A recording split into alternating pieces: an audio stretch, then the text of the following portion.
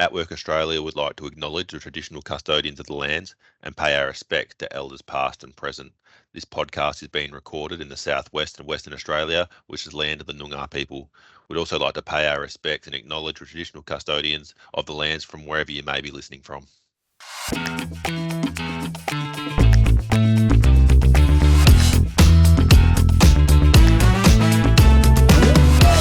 Hi everyone, welcome back to another episode of Shaun's Candid Conversations, where we continue to share the incredible stories of our clients who have overcome their barriers to find life-changing employment. Today we chat with one of our clients, Peter, who has overcome significant health barriers to find employment. Peter had a 30-plus year long career in the workforce when unfortunately he suffered an illness that kept him out of the job he loved. So Peter is here today to share with us a bit about his journey and how atWork Australia helped him to overcome his barriers to find employment. To learn more about anything we discuss in today's episodes, please check out the links in the show notes. Hope you enjoy this episode, guys. Hey, Peter, thank you so much for coming in today and taking the time to come and talk to us about your journey and experience with atWork Australia.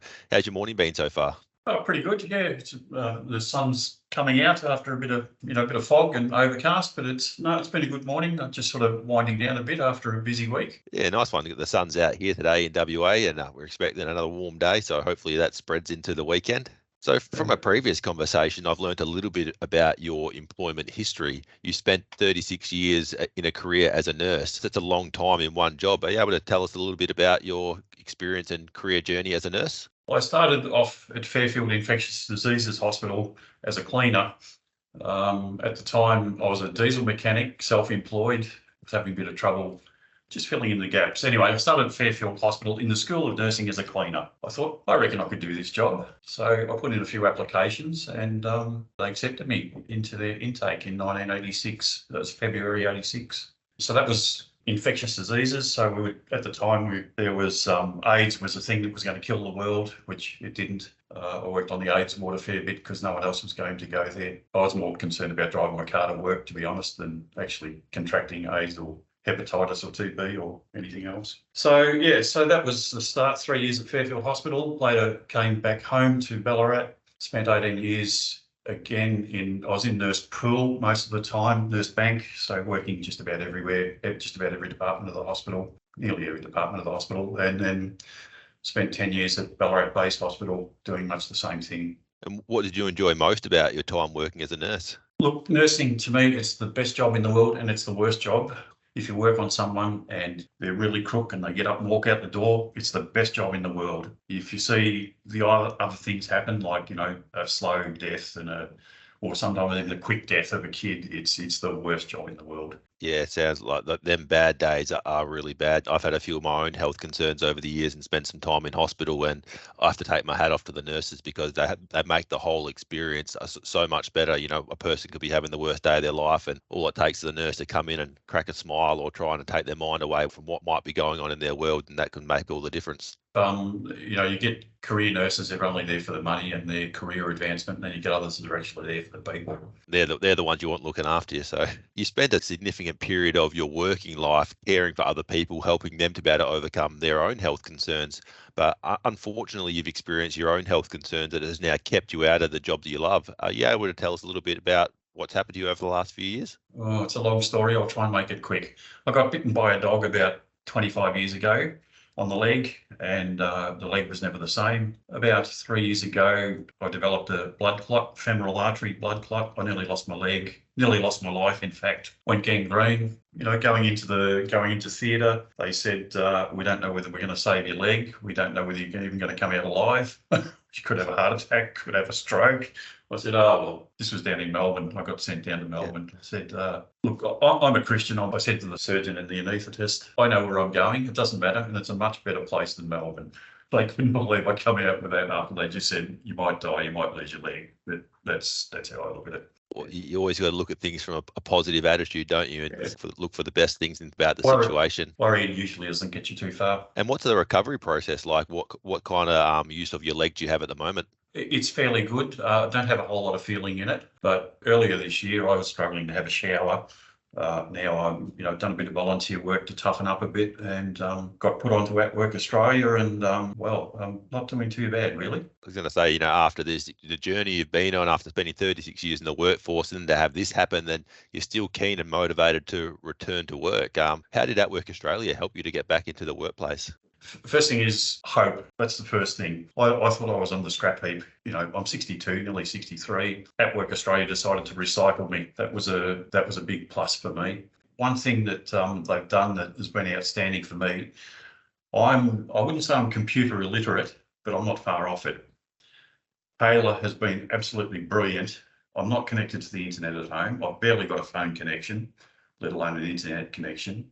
I'd be washed up high and dry if it wasn't for Kayla's input in terms of doing all the computer work and filling in forms, and I would have no hope, none whatsoever. Yeah, definitely. I know sometimes for myself, when I was trying to find employment, I didn't believe in myself. I often thought there's going to be no employer that's going to want to give me an opportunity, and sometimes you just need other people in your corner who are prepared to fight for you. Spot on. A lot of employers these days, you're 40 years old, you're on the scrap heap. As I say, I was 62 and dodgy leg, and yeah, it didn't look real flash, to be honest. Didn't look real flash at all. I think it's a credit to yourself, we can provide as much support as we can, but you got to want to do it yourself and put the effort in yourself to be able to get back to work. So it's also a credit to yourself. So congratulations and well done on putting in that effort. Thank you. What do you think was one of your biggest challenges in trying to return to work? Walking.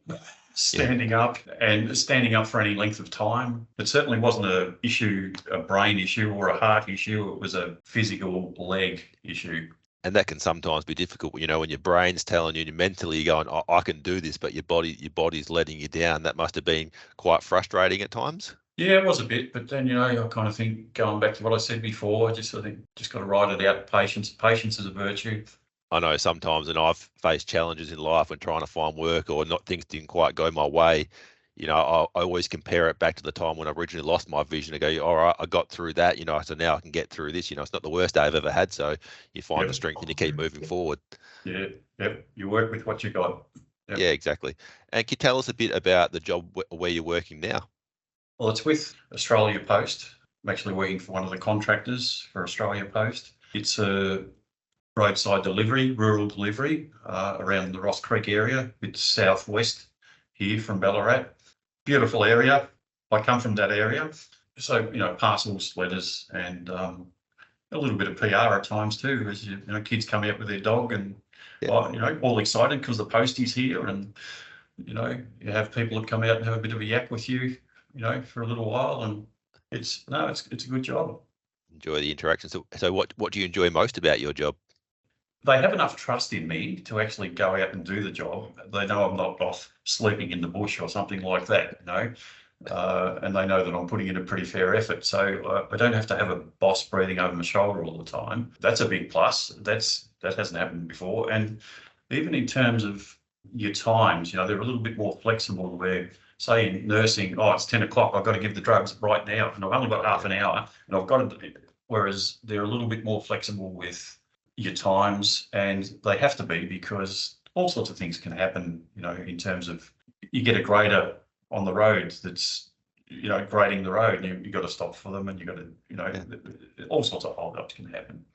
And what would your advice be to employers who might have concerns around giving a person with a disability or health condition an opportunity? I'll get really simple here. How about giving them a go, mate? That's all people ask for. Give them a go and let their work ethic and determination do the rest. Yep, indeed. Have you had to rely on any of your transferable skills from your old career? How do you think they've helped you to progress back into the workplace? Besides reading and writing, I don't think I had many skills for this job at all, which surprises me that they put me on, and I'm really grateful that they did. I think that probably the other skill that goes unnoticed with some people is, the attitude of, I'm not prepared to just sit down and do nothing. Yeah, speaking from my own experience, when I lost my eyesight, I did spend 18 to 2 years doing very little, and you soon learn that you get nowhere in life by sitting back and waiting for things to happen. If you want things to happen, you've got to get up and go chase it and do the work yourself. Make them happen. Yep. The harder you work, the more rewards you get from it, and things start. People say, "Oh, you're lucky." No, luck comes to those who put the effort in. Yeah, it's when it comes to good luck, sometimes you make your own good luck, and other people would rather write it off as good luck, but it's actually effort. Yeah, 100% agree with that. And Peter, what would your advice be to other people who might be trying to overcome their own health conditions or barriers to employment when it comes to getting back to work? 3 words: don't give up. Very simple and great advice that we could all go by, because sometimes it's not easy. It's not going to happen overnight, but if you give up straight away, you might forego an incredible experience you might find out down the track. Yeah. I mean, if you, for instance, said to me 10 years ago, Pete, I reckon you'll be a postie in 10 years, I would have just, don't be silly. I mean, there would have been no possibility of me thinking that I would be doing what I'm doing now. But Yeah.